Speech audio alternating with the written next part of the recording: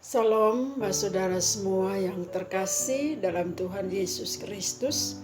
Salam sukacita dan salam sehat.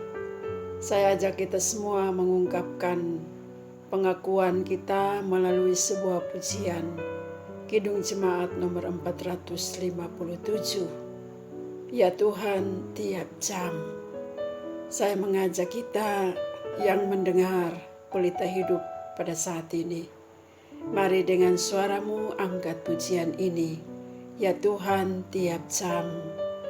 Ya Tuhan, tiap jam ku memerlukanmu. Engkaulah yang memberi sejahtera penuh setiap jam, ya Tuhan. Jika ku perlukan, ku datang juru selamat, berkatilah. Mari kita berdoa.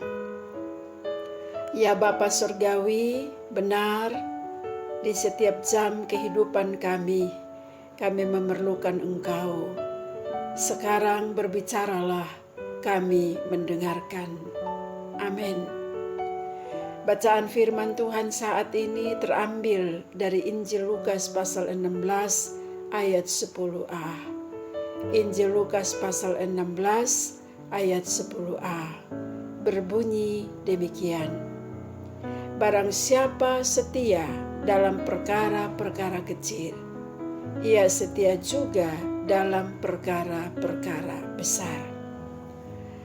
Saudara-saudara kekasih Tuhan Yesus, hargailah semua peristiwa yang terjadi dan yang kita alami dalam hidup ini. Sekalipun dianggap biasa menurut ukuran atau penilaian orang lain. Yang tidak boleh kita abaikan adalah tidak pernah ada hal-hal besar tanpa ada hal-hal kecil.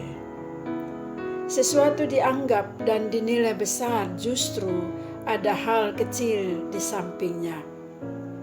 Jadi tidak mungkin kita menolak hal-hal kecil hanya untuk mendapatkan hal-hal yang besar. Itu tidak mungkin. Sebab adanya hal-hal kecil, maka ada juga hal-hal besar. Melakukan hal-hal yang tampaknya kecil seharusnya membuat kita bahagia. Karena dalam hidup ini, saudara, tidak ada sesuatu yang tidak berarti. Karena itu mari kita sadar bahwa semua hal dalam hari-hari kita menjadi sesuatu yang berarti dan bermakna, sehingga kita tidak boleh mengabaikannya. Itulah sebabnya setiap pekerjaan yang kita lakukan, sekalipun kita menilai pekerjaan itu kecil, hendaklah kita lakukan dengan sungguh-sungguh dan sepenuh hati. Karena pekerjaan yang kecil itu juga berarti, berguna, dan bermanfaat. Jangan ada satu bagian pun dari pekerjaan kita yang kita remehkan, sehingga kita tidak peduli, apalagi lupa untuk mensyukurinya. Saudaraku yang kekasih, maknailah hal-hal yang dianggap kecil. Itu akan memampukan kita untuk bersyukur. Ketika kita bisa bersyukur untuk hal-hal yang dianggap kecil, kita akan semakin pantas dan layak untuk menerima hal-hal yang dianggap besar. Dan dari sanalah kita akan mendapati bahwa hidup kita tidak monoton. Karena selalu saja ada sesuatu yang baru yang kita nikmati dan bagikan kepada orang lain yang kita jumpai dalam hidup ini. Bersamaan dengan itu, kita pun akan mengalami kebahagiaan. Jauh dari keluh kesah, sungut-sungut, kita mampu dapat melihat semua aktivitas kita atau pekerjaan kita, termasuk aktivitas atau pekerjaan kita yang kecil sebagai karunia dan anugerah Tuhan. Karena itu berhentilah menilai setiap pekerjaan atau setiap aktivitas yang dilakukan dengan penilaian kuantitatif, besar atau kecil.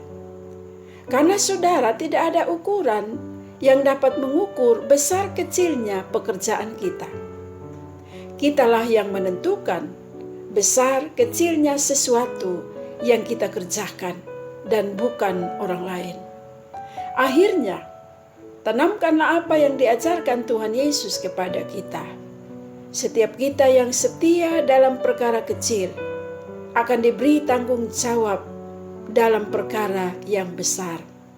Hanya mereka yang mampu menerima perkara besarlah yang mampu menghandle banyak perkara kecil. Karena itu sekali lagi, jangan anggap remeh atau jangan anggap enteng dengan perkara kecil. Lakukanlah itu dengan setia, dengan tekun, maka perkara besar atau pekerjaan besar akan dipercayakan kepada kita. Bila kita belajar dari ajaran Tuhan Yesus ini, bukan soal perkaranya besar atau kecil, tapi yang soal adalah kesetiaan.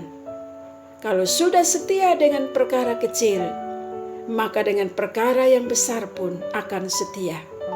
Tapi kalau dengan perkara yang kecil saja tidak setia, bagaimana mungkin dapat setia dengan perkara yang besar? Karena itu, saudara, dapatkanlah berkat besar melalui perkara-perkara yang seringkali dianggap kecil. Selamat mengupayakannya. Amin. Mari kita berdoa, bersyukur kepada Tuhan atas firman-Nya.